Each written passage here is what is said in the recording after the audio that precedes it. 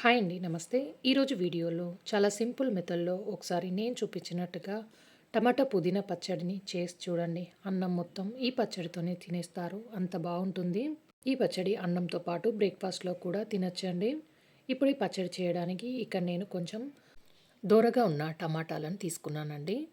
ఇవి అర కేజీ వరకు ఉంటాయి. ఇప్పుడు వీటిని శుభ్రంగా కడిగి మీడియం సైజులో ముక్కల్లాగా కట్ చేసుకొని తీసుకున్నాను. ఇప్పుడు స్టవ్ మీద ఒక ప్యాన్ పెట్టి దీంట్లో 2 టేబుల్ స్పూన్ వరకు నువ్వులు వేసుకొని ముందుగా వీటిని వేయించుకొని తీసుకోవాలి. నువ్వులని లో ఫ్లేమ్లోనే ఇలా వేయించి తీసుకొని ఇప్పుడు వీటిని ప్లేట్లోకి వేసుకొని పక్కనుంచుకోవాలి. ఇప్పుడు అదే ప్యాన్లోకి 1 టేబుల్ స్పూన్ వరకు ఆయిల్ వేసి ఆయిల్ కొద్దిగా వేడైన తర్వాత దీంట్లో 2 టేబుల్ స్పూన్ వరకు పల్లీలను తీసుకున్నానండి. వీటిని మంటని లో ఫ్లేమ్లో పెట్టి దోరగా వేగే వరకు వేయించుకోవాలి. చూడండి ఇలా పల్లీలు బాగా వేగిన తర్వాత ఇప్పుడు వీటిని తీసేసి ప్లేట్లోకి వేసుకొని పక్కనుంచుకోవాలి. అదే ప్యాన్లోకి కారానికి తగ్గట్టుగా పచ్చిమిరపకాయలను తీసుకోవాలి. నేను తీసుకున్న టమాటాలకి ఒక 7-8 వరకు పచ్చిమిరపకాయలని కట్ చేసి వేసుకొని బాగా ఫ్రై చేయాలి. పచ్చిమిరపకాయలు ఇలా బాగా వేగాక ఇప్పుడు వీటిని తీసేసి ప్లేట్లోకి వేసుకొని చల్లారనివ్వాలి.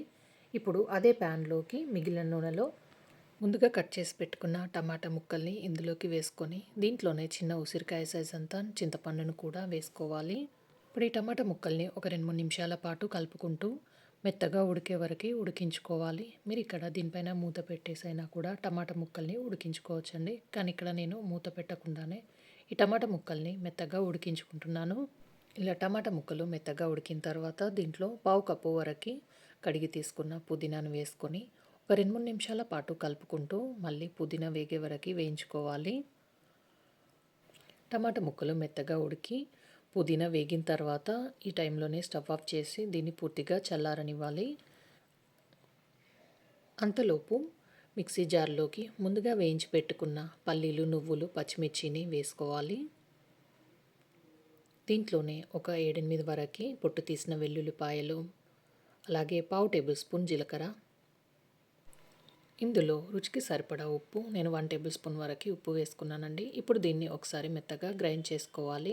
ఇలా ఒకసారి గ్రైండ్ చేసుకున్న తర్వాత ముందుగా ఉడకవించి పెట్టుకున్న టమాటా పుదీనాను వేసుకొని దీంట్లోనే కొంచెం కడిగి తీసుకున్న కొత్తిమీరను కూడా వేసుకోవాలి.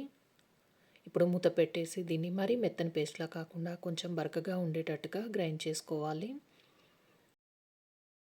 మీకు గ్రైండ్ చేసేటప్పుడు పచ్చడి కనుక కొంచెం గట్టిగా అనిపిస్తే కొన్ని నీళ్లు వేసి మెత్తగా గ్రైండ్ చేసుకోవచ్చు. ఇప్పుడు దీనికి పోపు పెట్టుకొని తీసుకోవాలి. స్టవ్ మీద పోపు గిన్నె పెట్టేసి దాంట్లో 1½ టేబుల్ స్పూన్ వరకు ఆయిల్ వేసి ఆయిల్ వేడైన తర్వాత 1/2 టేబుల్ స్పూన్ ఆవాలు, 1/2 టేబుల్ స్పూన్ జీలకర్ర, ఒక 2 ఎండుమిర్చిని తుంచి వేసుకొని అలాగే కొంచెం కడిగి తీసుకున్న కరివేపాకు వేసి ఈ పోపు వేగే వరకు ఒకసారి కలుపుకుంటూ వేయించుకోవాలి. ఇలా పోపు వేగిన తర్వాత ఇప్పుడు దీన్ని తీసేసి ముందుగా గ్రైండ్ చేసి పెట్టుకున్న టమాటా పచ్చళ్ళలోకి వేసుకొని అంతా కలిసేటట్టుగా బాగా మిక్స్ చేసుకోవాలి. అంతే అండి, ఎంతో టేస్టీగా ఉండే టమాటా పుదీనా పచ్చడి రెడీ అయిపోయింది. దీన్ని అన్నంతో పాటు బ్రేక్ఫాస్ట్‌లో కూడా తినొచ్చు. ఈ వీడియో నచ్చితే లైక్ చేయండి, షేర్ చేయండి, సబ్స్క్రైబ్ చేయండి.